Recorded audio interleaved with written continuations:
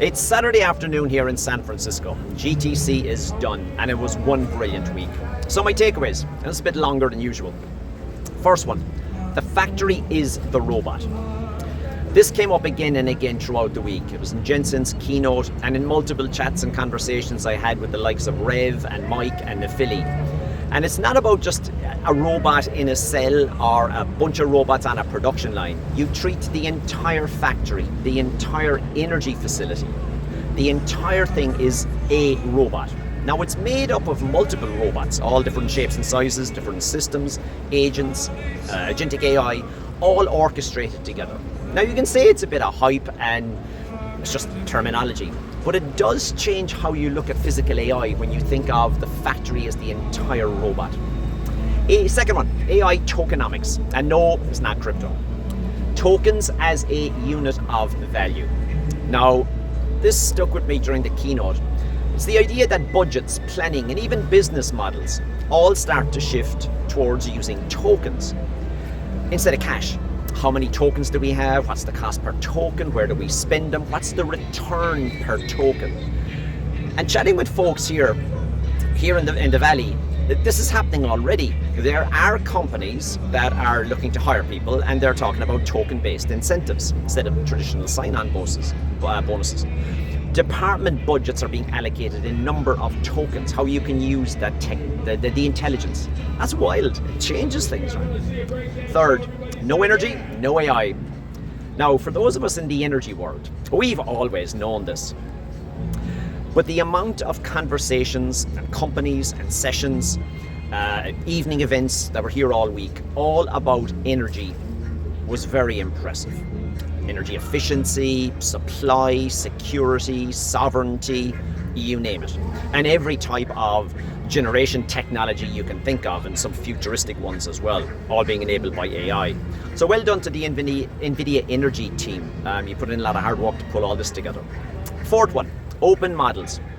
Probably one of the most impressive things I experienced this week was the open models panel. Jensen hosted this with 10 of some of the most impressive CEOs from the wave of companies driving this entire industry. It was a bit of a who's who. You had Mistral, LangChain, Cursor, Perplexity, Thinking Machines, Black Forest Labs, and more. And just sitting there listening to how these folks see the world, where they see things going, that was pretty powerful stuff. And to my American colleagues, I had no problem understanding the CEO of Mistral. It's very easy to understand. And the fifth one, OpenClaw, the inflection point for inference. Now, for those of you that know Ines, my wife, she's been playing with her claw with about 7 or 8 weeks. She's even given it a name. It's called Foxy. So I've been at home listening to her explain to me how she sees this as being transformational. Now, it's not that I wasn't listening to her, but I must admit that she's onto something.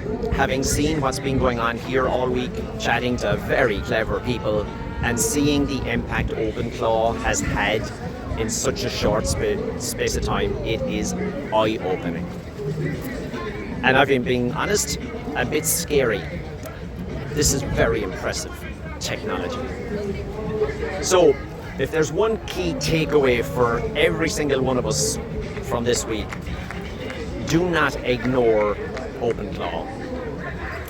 If you have the opportunity to be able to install this on any platform, do. But do your homework, right? You need to know what you're at and how to contain it, for want of a better word.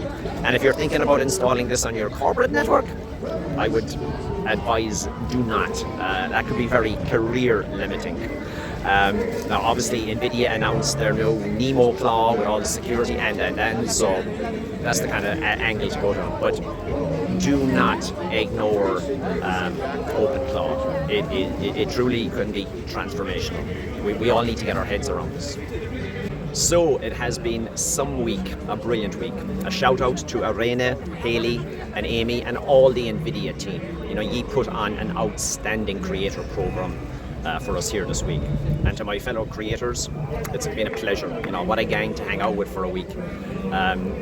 It is genuinely fascinating to see what everybody is up to, and I learned something new every single minute. So it's time to head for home, and I'll probably need to lie down in a dark room for a couple of days once I get back there, just to process everything that I have come across, heard, seen, touched in the past week. It's been fairly mind-blowing. Now, I also have a bunch of a lot more notes, a lot more topics to kind of go over. I have about 10 or 12 video interviews that need to be processed, so you can see that coming out over the next couple of weeks. So NVIDIA might be done, but it's going to have a long tail and a lot of impact. There's 5 other things, or in addition to the 5 things, a couple of the other things I spent some time on was quantum, some great sessions and demos there, humanoids, and of course everything around the ecosystem of humanoids, and AI RAN, which is going to be very interesting to watch develop. Now look, I'm well aware that there are serious challenges going on right across the world today. A lot of people have a lot of more important things to be worried about than what the latest tech is going to do for them. But the genie is out of the bottle, and let's face it, this week as well was obviously maximum Kool-Aid on all things AI, but this stuff is real. The genie is out of the bottle, it's not going back in, so we just need to get our heads around it. Thanks again to everyone I've had the opportunity to chat with and laugh with here this week. It was a great St. Patrick's Day. I got to meet Olaf. It was brilliant. But right now, I am done.